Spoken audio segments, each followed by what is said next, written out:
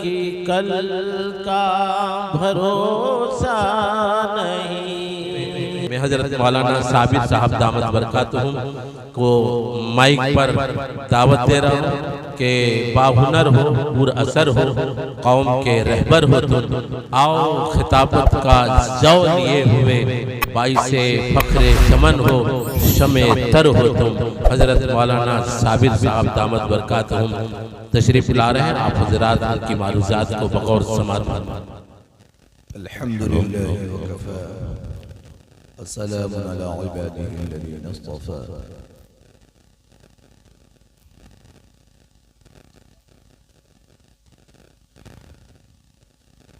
इंतहाई काबिल एहतराम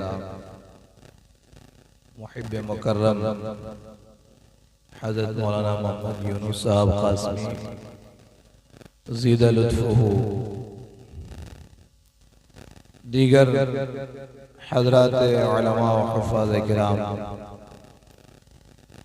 मेरे दीनी और ईमानी भाइयों, अजीज़ बच्चों, अगर सुन रही हैं तो पर्दा नशीन माएँ और बहनें, मैंने जलसे के मुंतज़िमीन से गुजारिश की थी कि मुझे मजमा नहीं चाहिए, मगरिब बाद मुझे थोड़ा सा वक्त देते, बस अपनी हाज़िरी दर्ज कराना, क्योंकि यहाँ के इमाम साहब और अजीज़म हाफिज़ मोहम्मद इशराक बेग साहब ये बड़ी मोहब्बत करते हैं और हर साल इस तालिब इल्म को हाजिर होने के लिए मजबूर करते हैं। तो इसलिए पड़ोस भी है ये, इसलिए अपना हक भी है। दुआ कीजिए अल्लाह ताला सही बात सही नियत के साथ सही तरीके पर कहने की तौफीक अता फरमाए और कहने वाले सुनने वाले दोनों के लिए उस पर अमल करना आसान फरमाए। हर मुसलमान को दिन में 4 काम जरूर करना चाहिए। पहला काम है तालीम व ताल्लुम, दूसरा काम है इबादत, तीसरा काम है खिदमत, चौथा काम है अम्र बिल मारूफ नही अनिल मुनकर। ये 4 काम अगर हर समझदार मुसलमान अपने इल्म और समझ के एतबार से अपनी सलाहियत और इस्तेदाद के मुताबिक कुछ न कुछ करेगा रोजाना, तो इंशाअल्लाह मुआशरे में खैर आहिस्ता आहिस्ता गालिब होगा और शर मगलूब होगा, नेकी आम होगी, बुराई कमजोर होगी। लेकिन शर्त यह है कि इन 4 कामों को हर आदमी, मर्द भी, औरत भी, जवान भी, उम्र रसीदा लोग भी, समझदार बच्चे भी, जिस तबके से भी ताल्लुक रखते हों, जिसकी जितनी समझ है, अपनी इस्तेदाद के मुताबिक इन 4 कामों के लिए वक्त जरूर फारिग करें, तो इंशाअल्लाह मुआशरा इस्लामी मुआशरा बनने की तरफ आगे बढ़ेगा। पहला काम है तालीम व ताल्लुम, यानी सीखना सिखाना। इसलिए कि अगर किसी चीज के बारे में आदमी को इल्म नहीं होगा, किसी चीज की हकीकत का उसे पता नहीं होगा, किसी चीज की अज़मत का कि उसे खबर नहीं होगी, तो जाहिर बात है कि उस काम को उतनी अहमियत के साथ अंजाम नहीं देगा। इसलिए इल्म का होना बहुत जरूरी है।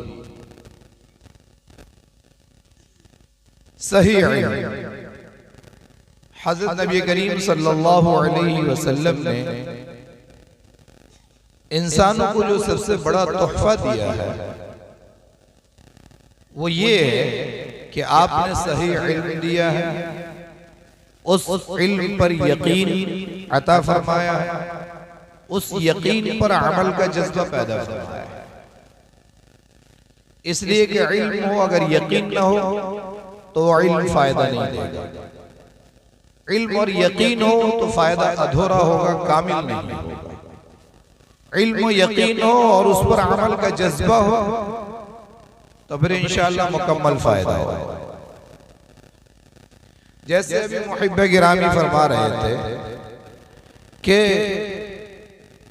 सही इल्म की बुनियाद इस बात पर है कि इंसान पैदा क्यों किया गया है, किसने पैदा किया है, इसकी इब्तिदा क्या है,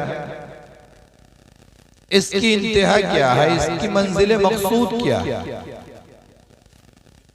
पैदा करने वाला इससे क्या चाहता है। जाहिर सी बात है कि इस इल्म की तफसीर हमें कुरान करीम में मिलेगी, इस इल्म की तफसीर हमें नबी करीम सल्लल्लाहु अलैहि वसल्लम की हदीस और सुन्नत में मिलेगी, इस इल्म की तफसीर हमें हज़रत मुहम्मद रसूलुल्लाह सल्लल्लाहु अलैहि वसल्लम की सीरत में मिलेगी, इस इल्म की अमली तफसीर हमें हज़रत नबी करीम सल्लल्लाहु अलैहि वसल्लम की जिंदगी में और लाखों सहाबा की जिंदगियों में मिलेगी। इसीलिए अम्मी आयशा रज़ियल्लाहु अन्हा से जब पूछा गया हज़रत मुहम्मद रसूलुल्लाह सल्लल्लाहु अलैहि वसल्लम के अखलाक के बारे में, तो हज़रत आयशा रज़ियल्लाहु अन्हा ने जवाब दिया, काना खुलुक़ुहु अल-कुरआन, आपके अखलाक कुरआन, यानी कुरआन में जो अखलाक बयान किए गए हैं उन अखलाक का अगर कोई मुजस्सम पैकर बनाया जाए, उसको कोई शक्ल दे दी जाए तो उसका नाम हज़रत मुहम्मदुर रसूलुल्लाह सल्लल्लाहु अलैहि वसल्लम, यानी सरापा अखलाक हैं। और खुदा आपने भी फरमाया इन्नमा बुइस्तु मुअल्लिमन, मैं मुअल्लिम बनाकर भेजा गया हूँ। इन्नमा बुइस्तु लिउतम्मिम मकारिमल अखलाक, मैं इसलिए भेजा गया हूँ कि अच्छे अखलाक को की तकमील कर, अच्छे अखलाक को उनकी बुलंदियों तक पहुंचा। तो अच्छे और बुरे अखलाक, इसकी पहचान, इसकी तमीज कि अखलाक किसे कहते हैं, अच्छे अखलाक क्या हैं, इसकी तफसील हमें कुरान में मिलेगी, इसकी तफसील हमें हज़रत नबी करीम सल्लल्लाहु अलैहि वसल्लम की हदीसों में मिलेगी, आपकी सीरत में मिलेगी, सहाबा की जिंदगी में मिलेगी। बुरे अखलाक किसे कहते हैं वो वहां मिलेगी। तो आपने सही लिया कि इस कायनात का और कायनात की हर चीज का और इंसानों का खालिक कौन है, क्रिएटर कौन है, पैदा करने वाला कौन, उसने क्यों पैदा किया है, इंसान की मंजिल मकसूद क्या, इंसान कैसे पैदा हुआ है, इसका जवाब तो आपको साइंस के यहाँ मिल जाएगा, लेकिन इंसान क्यों पैदा हुआ है इसका जवाब साइंस के पास नहीं।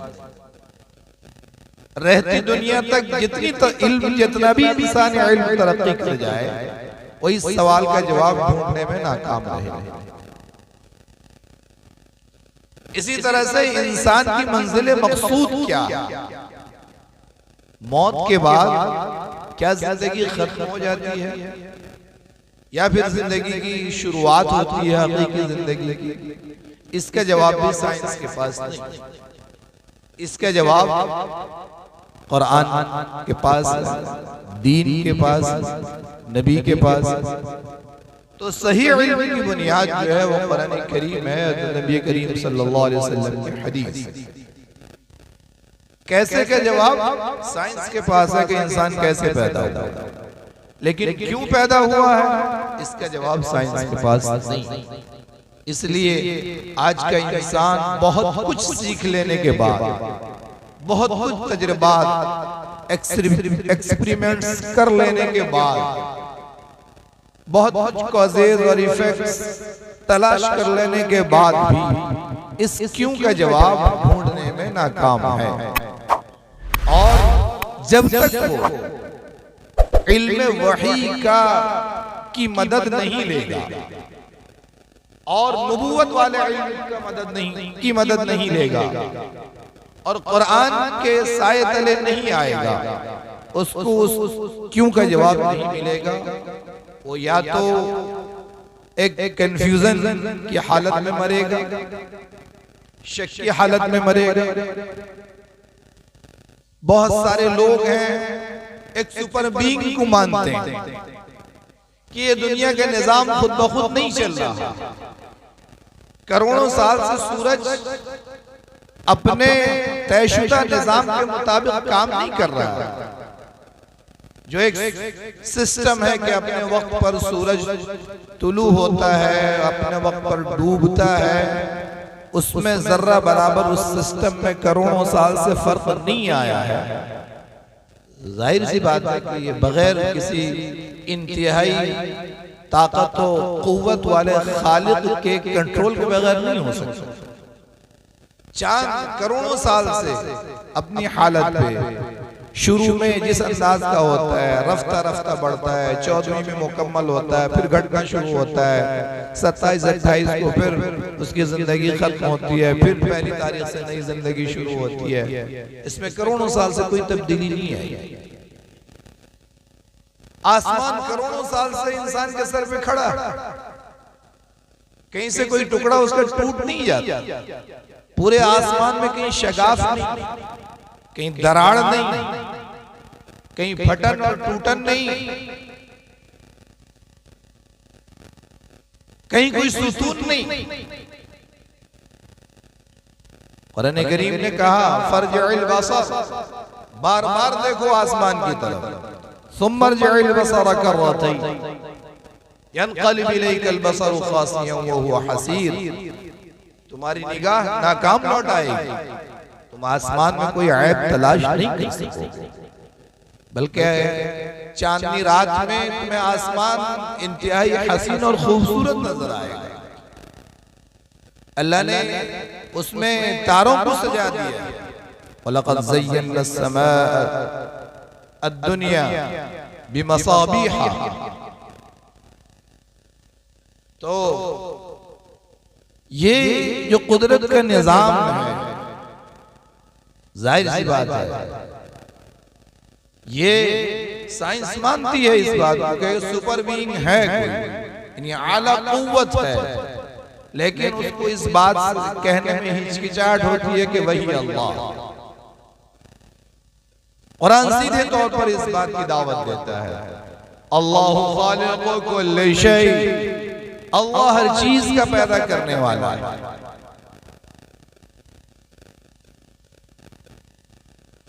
ज़ालिकुमुल्लाहु रब्बुकुम फ़अबुदूह, वही अल्लाह है, वो तुम्हारा रब है, परवरदिगार है, उसी की इबादत और बंदगी करो। आप कुरान से पूछेंगे अल्लाह कौन है, कुरान कहेगा अल्लाहु ला इलाहा इल्ला हुवल हय्युल क़य्यूम। अल्लाह वो है जिसके सिवा कोई इबादत नहीं, इबादत के लायक नहीं, कोई माबूद नहीं,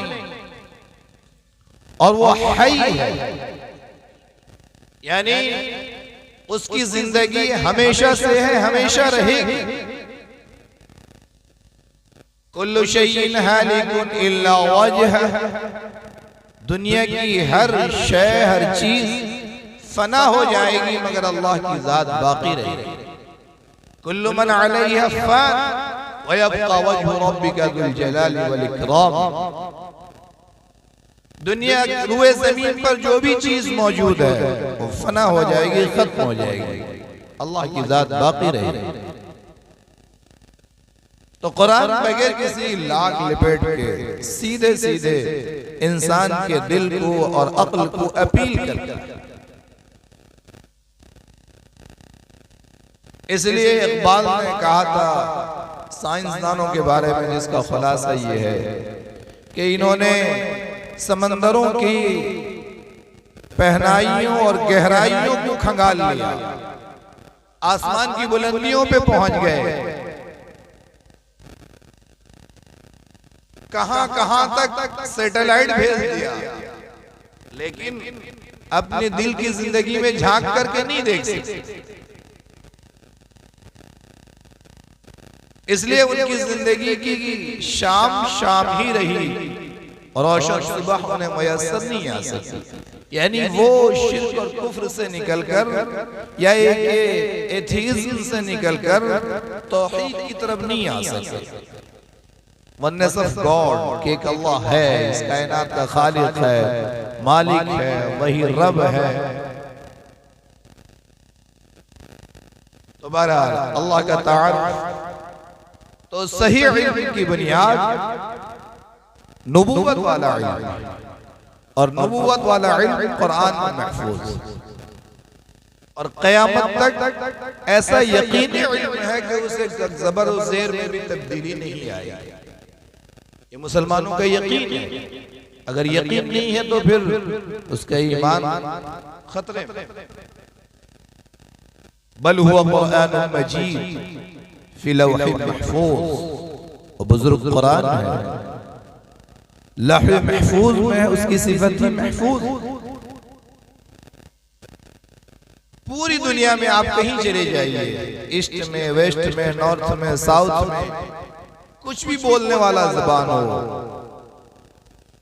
अंग्रेजी बोल रहा हो, चाइनीज बोल रहा हो, स्पेनिश बोल रहा हो, फ्रांसीसी बोल रहा हो, अरब भी बोल रहा हो, साउथ अफ्रीकन कंट्रीज के लोग अपनी बोलियां बोल रहा हो, हमारे इसी मुल्क में सैकड़ों बोलियां बोली जाती हैं, लेकिन एक मक्कतुल मुकर्रमा और मदीना मुनव्वरा का रहने वाला कुरान जिस लहजे में पढ़ता है, जिस सही तरीके पर पढ़ता है, साउथ अफ्रीका के जंगल में रहने वाला एक बिल्कुल निग्रो और हबशी काला कलोटा हमारे हिसाब से बदसूरत, उसने अगर किसी सही उस्ताद से कुरान पढ़ा है वो भी उसी अंदाज से कुरान पढ़ता है, कोई तब्दीली नहीं। ये वो सही इल्म है जिसके बारे में कुरान चैलेंज करता है। अलिफ लाम मीम ज़ालिकल किताबु ला रैब फीह, ये वो किताब है जिसमें जर्रा बराबर शक शुबा नहीं। दुनिया का बड़े से बड़ा ऑथर, मुसन्निफ, राइटर जब किताब लिखता है तो आखिर में ये नोट लिखता है कि अगर इस किताब में किसी को गलती नजर आए तो प्लीज हमको इन्फॉर्म करें, हम अगले एडिशन में इसको करेक्ट कर दें। लेकिन कुरान कहता है कि ये वो किताब है जिसमें रत्ती बराबर शक नहीं। कुरान शुरू यहां से होता है, ला यातीहिल बातिलु मिन बैनि यदैहि वला मिन खल्फिही तंजीलुम मिन हकीमिन हमीद। इसमें बातिल किसी तरफ से दाखिल नहीं हो सकता।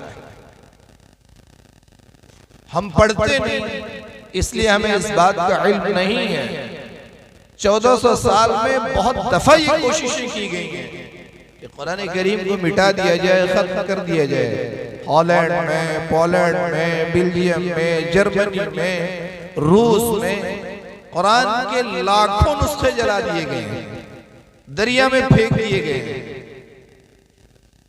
लेकिन कुरान का मौजूदा है, कुरान जो का तो बाकी है। इसलिए कि अल्लाह ने कहा है इन्ना नहनु नज़्ज़लना ज़िक्रा व इन्ना लहू लहाफ़िज़ून, हमने कुरान को उतारा, हम इसकी हिफाजत करेंगे। इसके अल्फाज की हिफाजत के लिए हम हाफिजों को खड़ा कर देंगे बेशुमार तादाद में। हर हाफिज कुरान उसी तरह से पढ़ेगा, एक हाफिज दूसरे हाफिज के खिलाफ नहीं पढ़े कि लोग कह सकेंगे भाई इसके अंदर कॉन्ट्रडिक्शन है, तजाद है, एक दूसरे के खिलाफ है। कुरान इतनी ऑथेंटिक किताब हर एतबार से। कुरान अदा कैसे किया जाएगा, अल्लाह ने कारी की जमात खड़ी कर दी। अल्लाह के नबी ने जैसे कुरान पढ़ा था वैसे ही कुरान आज पढ़ा जा रहा है। जहाँ आपने खींच करके पढ़ा उसको खींच कर पढ़ते हैं, जिसको इल्मी ज़बान में मद कहते हैं, टेक्निकल टर्म में मद कहते हैं। जहाँ आपने नाक में आवाज ली, कहीं कम कहीं ज्यादा, जिसको गुन्ना कहते हैं, इख्फा कहते हैं, इदगाम कहते हैं, इक़लाब कहते हैं, आज कुरान उसी तरह से पढ़ा जाता है। अंदाज से पढ़ता है तो कुरान उसी अंदाज से पढ़ता है जैसे नबी को उतरा था। ये कुरान की ऑथेंटिसिटी है, ये इतना मजबूत इल्म है कुरान। यही हाल नबी करीम सल्लल्लाहु अलैहि वसल्लम के हदीस का है। आज का हदीस पढ़ने वाला एक तालिब इल्म, उसकी सनद इतनी मजबूत होती है, वो बता सकता है कि मैंने अपने उस्ताद से पढ़ा, मेरे उस्ताद का नाम फलां है, उन्होंने जिनसे पढ़ा उनका नाम ये है, उनके उस्ताद का नाम ये है, उनके उस्ताद का नाम ये है। इस तरह से ये सिलसिला पूरा हज़रत नबी करीम सल्लल्लाहु अलैहि वसल्लम तक जुड़ता है। दरमियान में कहीं एक उस्ताद भी कटता नहीं है। दरमियान में अगर कहीं कोई उस्ताद गायब हो जाए, उस हदीस पर बहस है। तो इतना मजबूत इल्म, इतने मजबूत तरीके से पहुंचा हो, किसी के पास नहीं है। ये सिर्फ इस्लाम के पास। दुनिया में किसी किताब के हाफिज मौजूद नहीं, कुरान के लाखों से ज्यादा की तादाद हदीसों के हाफिज मौजूद। ऐसे ऐसे हुफ्फाज आज की दुनिया में मौजूद है जिनको 5-5 लाख हदीसें ज़ुबानी याद है। अभी मज़ाहिरुल उलूम सहारनपुर में एक तालिब इल्म ने बुखारी मुकम्मल याद किया, मुकम्मल बुखारी, जिसके बारे में कहा जाता है कि असहुल कुतुबी बादा किताबिल्लाहि अस्सहीहुल बुखारी। कुरान करीम के बाद सबसे सही तर किताब सही बुखारी है। और इस हिंदुस्तान में अल्लाह ताला ने 150 साल से उलमाए देवबंद को ये शरफ अता किया है कि हदीस की खिदमत पूरे आलम अरब में हिंदुस्तानी देवबंदी उलमा ने जितना ज्यादा की है किसी ने नहीं की। ये अल्लाह का फैज़ है, अल्लाह का फजल और शरफ है जिसको अता कर देगा। कुछ नादान दोस्त हैं जो ये कह देते हैं कि भाई देवबंदी कुरान और हदीस के खिलाफ चलते हैं। उनको पता नहीं, किसी के बहकावे में आ जाता है। 150 साल से सबसे ज्यादा अगर कुरान की खिदमत किसी ने की है इस हिंदुस्तान में, यानी गैर मुनक़सिम हिंदुस्तान जिसमें पाकिस्तान है, बांग्लादेश है, कुछ बर्मा था पहले और कुछ अफगानिस्तान का हिस्सा था, सबसे ज्यादा कुरान और हदीस और सीरत पर अगर किसी ने खिदमत की है और उलमाए देवबंद की। ये अल्लाह का फैज़ है। एक बात ज़ुबान पे आ गई मेरे, तो मैं ये कह रहा था कि सही इल्म की बुनियाद कुरान करीम है, नबी करीम सल्लल्लाहु अलैहि वसल्लम की हदीस है, सीरत है, सहाबा की जिंदगी है। इसलिए आप सब कुछ पढ़िए, अपने बच्चों को सब कुछ पढ़ाइए शरीयत के दायरे में रहकर, लेकिन अपने बच्चों को वो यकीनी इल्म जरूर पढ़ाइए जो कुरान में है। पहला दर्जा यह है कि कुरान के अल्फाज सही सही पढ़ाइए अपने बच्चों को, अपने बच्चियों को, खुद भी पढ़िए। इससे अल्लाह की रहमतें उतरती हैं, कल्ब को सुकून मिलता है, दिल का ज़ंग दूर होता है, अल्लाह की मोहब्बत बढ़ती है, अल्लाह का तारुफ और पहचान दिल में बढ़ता है। नबी करीम सल्लल्लाहु अलैहि वसल्लम वाले इल्म से अपने बच्चों को का तारुफ करवाइए, इसलिए कि जो इल्म भी आप पढ़ाते हैं अपने बच्चों को, उसका जो फायदा है वो आंख बंद होने तक है। उसका मकसद तय है कि पैसा कमाना, डॉक्टर बन जाए, इंजीनियर बन जाए, कलेक्टर बन जाए, टीचर बन जाए, लेक्चर और प्रोफेसर बन जाए, किसी नेशनल मल्टीनेशनल कंपनी में मैनेजर बन जाए, डायरेक्टर बन जाए, किसी ऑफिस का सीईओ बन जाए। मकसद तय है कि पैसा कमाना।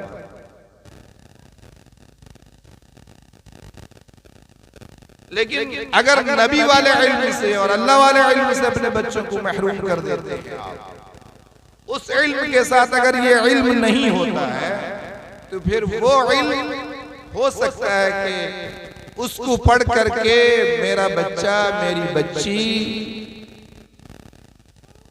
इस इल्म से महरूम होने की वजह से गुमराह हो जाए, खुदा का इनकार कर बैठे। नबी करीम सल्लल्लाहु अलैहि वसल्लम की वो मोहब्बत वो इश्क उसके दिल में पैदा न हो सके और हुजूर सल्लल्लाहु अलैहि वसल्लम की जिंदगी के बाद अमाल की वजह से उसके दिल और दिमाग में शक पैदा हो जाए, कंफ्यूजन पैदा हो जाए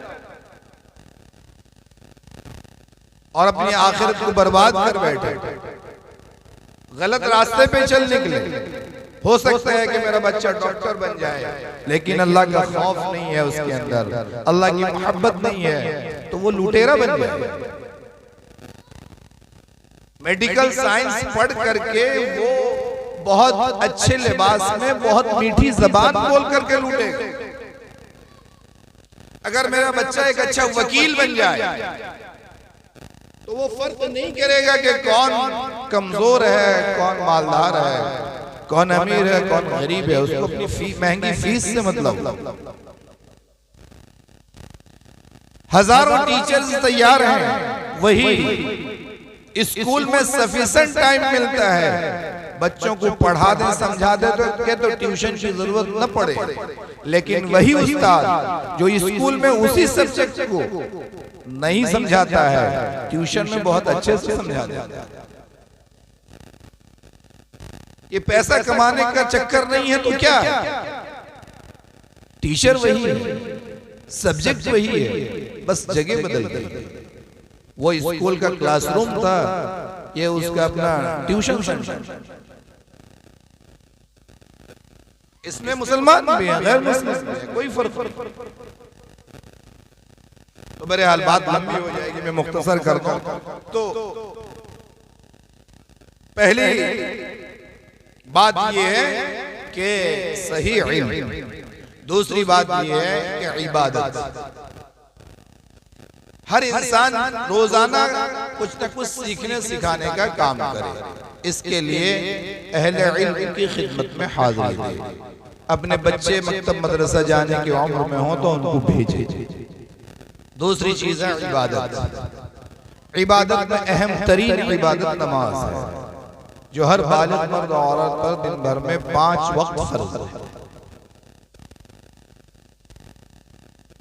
और ऐसी इबादत है जो किसी हाल में मुआफ नहीं है। मुसाफिर पर भी है, बीमार पर भी है, खड़े होकर न पढ़ सके तो बैठ कर पढ़ेगा, बैठ के न पढ़ सके तो लेट कर पढ़ेगा, हर हाल में फर्ज है इबादत।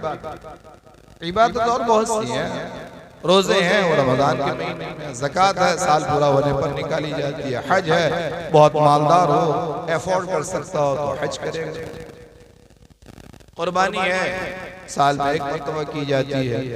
रोजाना की इबादत में नमाज अहम तरीन इबादत है, कुरान करीम की तिलावत भी इबादत है। कसरत के साथ अल्लाह का जिक्र करना, दुरूद शरीफ की शक्ल में हो, इस्तिग़फ़ार की शक्ल में हो, किसी कलीमे के विर्द की शक्ल में हो, कलीमे तय्यबा हो, कलीमे तमजीद हो, या किसी शेख ने किसी कुछ अल्फाज अल्लाह अल्लाह करने के सिखाए हैं, ये सारी चीजें इबादत है, जिक्रुल्लाह इबादत है। नमाज भी अल्लाह के जिक्र का सबसे बड़ा फर्ज है। इन्ना सलाता तन्हा अनिल फहशाई वल मुनकर वला ज़िक्रुल्लाहि अकबर अक़िमिस सलाता लिज़िक्री। नमाज कायम करो मेरे जिक्र के लिए, नहीं मेरी याद के। तो इबादत में अहम तरीन इबादत नमाज है।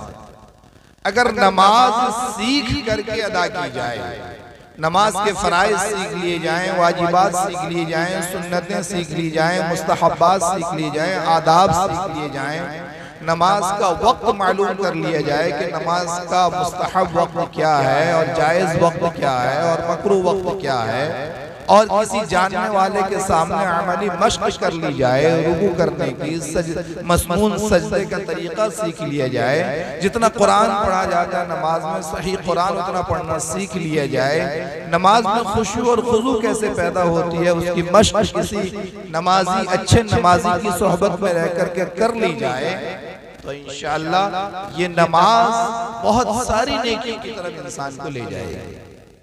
कुरान ने इसीलिए कहा है कि नमाज मुनकर और फहशा से इंसान को रोकती है, बुराइयों से रोक देती है। एक वाकया बयान करते हैं, मुझे उसकी तहकीक नहीं है कि वाकया किस हद तक दुरुस्त है, कि हजरत उमर रजी अल्लाह अन्हु के जमाने में एक नौजवान एक लड़की का आशिक है।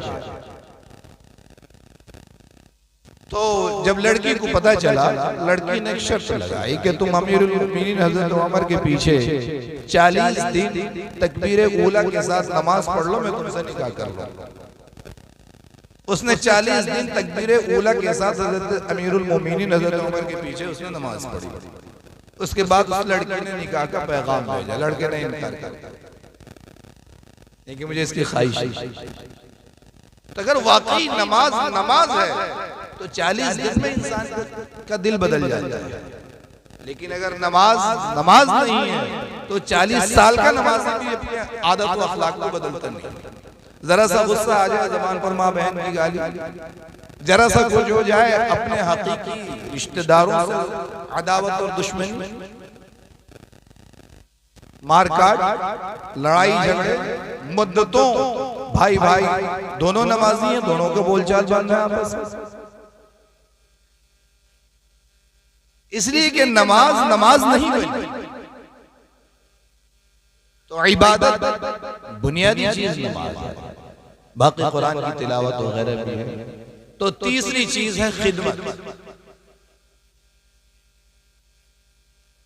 हाली ने कहा कि पैदा किया इंसान को दर्द दिल के वास्ते, वरना ताअत के वास्ते कम न थे कर्रो बयां फरिश्तों को कहते हैं।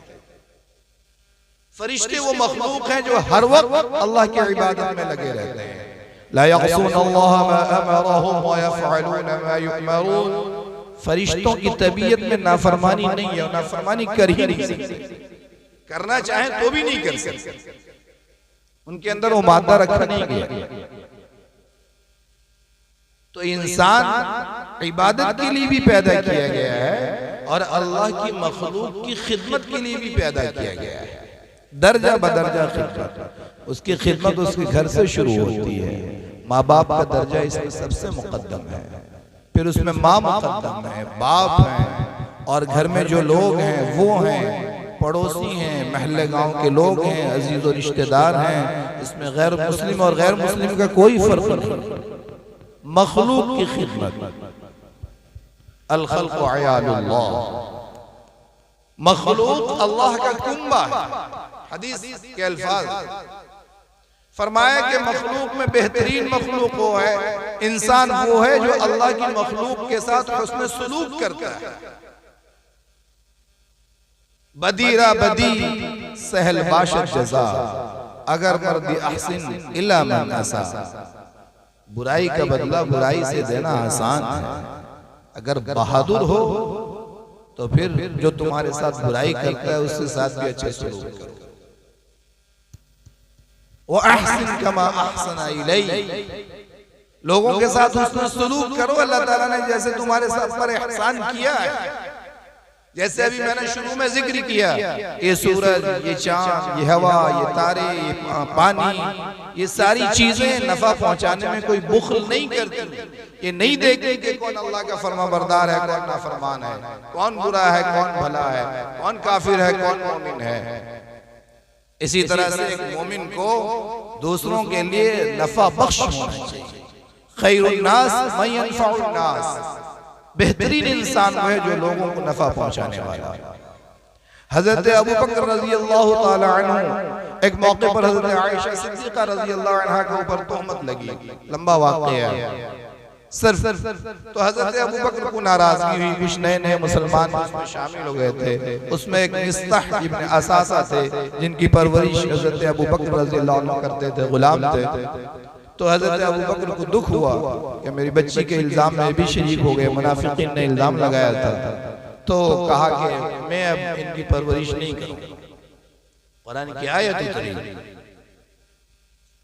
जिसका मफहूम ये था कि क्या तुम नहीं चाहते कि तुम लोगों के साथ एहसान का मुआमला करो और उसके बदले में अल्लाह ताला तुम्हें मुआफ कर दे, तुम्हारे साथ आफो दरगुजर का मुआमला करे और तुम्हारी मग़फ़िरत फरमा दे। वला यअतली उलुल फ़ज़्ल मिनकुम, सूरत नूर की आयत। हज़रत अबू बकर ने कहा कि मैं जितनी खिदमत कर परवरिश में जितने पैसे खर्च करता था इससे ज्यादा खर्च करता, इसीलिए तो सिद्दीक़ हैं, इसीलिए तो सहाबा में सबसे ऊंचा मकाम है। और हमारा जरा सा अनबन हो जाए, हम 2-5 रुपए किसी पर खर्च करते हो तो हाथ रोक लेते हैं, ऊपर से जिंदगी भर एहसान धरते रहते हैं, पूरे बस्ती में गाते फिरते हैं मैंने फलां के ऊपर इतना एहसान किया। लेना अल्लाह से, जज़ा वहां मिलेगी, दुनिया बदले की जगह नहीं है। एक मिसाल से समझिए, एक आदमी को कत्ल करता है तो उसके बदले में उसको एक ही बार कत्ल किया जाता है, और एक आदमी 100 आदमी को कत्ल कर देता है तो भी उसको एक ही बार कत्ल किया जाता है। क्या अक्ल कहती है कि ये इंसाफ हुआ? 100 आदमी का कातिल है, उसको भी एक बार कत्ल किया गया, एक आदमी को एक आदमी कत्ल किया था उसको भी एक ही बार कत्ल किया गया। होना तो ये चाहिए था कि उसको 100 जिंदगी मिलती, 100 बार कत्ल किया जाता, लेकिन इस दुनिया में ये मुमकिन नहीं। इसलिए आखिरत है इंसान के अमल की असल जज़ा और सजा, अच्छा अंजाम या बुरा अंजाम पूरा पूरा वो आखिरत में मिलेगा। व इन्नमा तुवफ़्फ़ौना उजूरकुम यौमल क़ियामह, तुम्हें पूरा पूरा अज्र क़यामत के दिन दिया जाएगा। इसलिए इस बुनियाद पे हम किसी की खिदमत करें, किसी के साथ अच्छा सलूक करें, चाहे माली खिदमत हो, किसी को अच्छा मशवरा देना हो, किसी की जिस्मानी खिदमत हो। मकसद ये हो कि अल्लाह का हुक्म है कि अल्लाह की मखलूक की खिदमत की जाए, अल्लाह इससे राजी हो। शुरुआत इसकी घर से हो, अपने अजीज और रिश्तेदारों से हो, महल्ले बस्ती से हो, जहां तक आदमी पहुंच सकता है अपनी हैसियत के मुताबिक हर एतबार से खिदमत। और चौथी चीज ये है कि अम्र बिल मारूफ और नही अनिल मुनकर, यानी भली बातों का हुक्म करे और बुरी बातों से रोके। भली बातों की बड़ी लंबी तफसील है, उलमा ने अल मारूफ की तफसीर पर इतनी बड़ी बड़ी किताबें लिखी हैं जिनको इकट्ठे की जाए तो 1000 पेज की किताब बन सकती है, सिर्फ अल मारूफ की तफसीर, अल मुनकर की तफसीर पर। इसलिए तो अल मारूफ, लेकिन हाँ भलाई की दावत भले तरीके पर देना है। अब ये नहीं कि किसी के दरवाजे में चले गए कहते अबे मस्जिद जाता नहीं, घूमता रहता, ये दावत का अंदाज नहीं है। हजरत इब्राहिम अलैहिस्सलाम के वालिद काफिर हैं, मुशरिक हैं, बुत परस्त हैं और बहुत अच्छे बुत बनाते थे। सबसे बड़े उनका बुत फरोशी का कारखाना था। लेकिन हजरत इब्राहिम ने, आप सूरत मरियम पढ़ेंगे जब बार बार तज़किरा आएगा, या अबती, अब्बा जान, ला तअबुद शैतान इन्न शैतान लिर्रहमानि असी, या अबती इन्नी अखाफु अलैकुम अन यमस्सका अज़ाबुम मिनर रहमान, या अबती, अब्बा जान जो इल्म मैं लेकर के आया अल्लाह की तरफ से, वो सिराते मुस्तकीम की रहनुमाई करता है, आप उसको मान लीजिए। बाप ने कहा कि अगर तुम नहीं छोड़ोगे घर तो मैं तुम्हें पत्थर मार मार करके मार दूंगा जान। वहजुरनी मलिया। फिर हजरत इब्राहिम घर से रुखसत हो रहे हैं, फिर भी कह रहे हैं अस्तगफिरु लका रब्बी, अब्बा जान मैं आपके लिए अपने रब से मग़फ़िरत की दुआएं करता हूं। अगरचे मुशरिक के हक़ में दुआ नहीं है, लेकिन दावत किस तरह से दी जाती है। हजरत इब्राहिम, हजरत नूह, तमाम अंबिया, हजरत इमामुल अंबिया, खातमुन नबीयीन हजरत मुहम्मदुर रसूलुल्लाह सल्लल्लाहु अलैहि वसल्लम तो सरापा रहमतुल लिल आलमीन है। एक वाकया बता के बात खत्म करता हूँ। एक नौजवान आए अल्लाह के नबी सल्लल्लाहु अलैहि वसल्लम की खिदमत में, कहा कि अल्लाह के नबी मुझे फलां औरत से ज़िना करने की इजाजत दीजिए। हम होते तो क्या होता, पारा 100 से ऊपर हो जाता। अल्लाह के नबी सल्लल्लाहु अलैहि वसल्लम ने उसे बिठाया करीब, कहा तुम जिससे ज़िना करने की इजाजत मांग रहे हो वो किसी की माँ हो सकती है? कहा अगर तुमसे कोई कहेगा कि मैं तुम्हारी माँ के साथ ज़िना करने की इजाजत चाहता हूँ, क्या तुम इजाजत दो? कहा मैं तलवार से उसकी गर्दन उड़ा दूंगा। कहा अगर कोई खाला के साथ, किसी की खाला हो सकती है, किसी की फूफी हो सकती है, किसी की बहन हो सकती है। सारी बातें समझाई। उस नौजवान ने हर बार यही जवाब दिया कि हरगिज में इजाजत नहीं दे सकता। कहा कि फिर वो भी तो किसी की माँ, खाला, फूफी हो सकती है, वो कैसे बर्दाश्त करेगा? किसी की बीवी हो सकती है कि तुम उसके साथ ज़िना करो। नौजवान की समझ में बात आ गई, सीने पर आपने हाथ रखा और वो नौजवान कहते हैं कि हुजूर सल्लल्लाहु अलैहि वसल्लम के सीने की वो ठंडक मैं जिंदगी भर महसूस करता रहा और हमेशा के लिए उस गुनाह का ख्याल मेरे दिल से निकल गया। इसलिए अम्र बिल मारूफ और नही अनिल मुनकर भी हो तो सीख करके हो, सलीके से हो। क्योंकि बहुत सारे कामों को हम सीखते नहीं हैं, इस्लाम का सही इल्म हमारे पास नहीं होता है तो काम बनने के बजाय बिगड़ जाता है। तो बात का खुलासा ये है कि रोजाना हर मुसलमान 4 काम जरूर करे। पहला काम है सीखने सिखाने का सही इल्म यानी दीनी इल्म। दूसरा काम है इबादत जिसमें अहम तरीन इबादत नमाज है। तीसरा काम है खिदमत। चौथा काम है अमर बिल मारूफ व नही अनिल मुनकर। उम्मीद है कि कुछ बात इस तालिब इल्म की आपकी समझ में आई होगी। अल्लाह कहने और सुनने वालों को अमल की तौफीक नसीब फरमाए।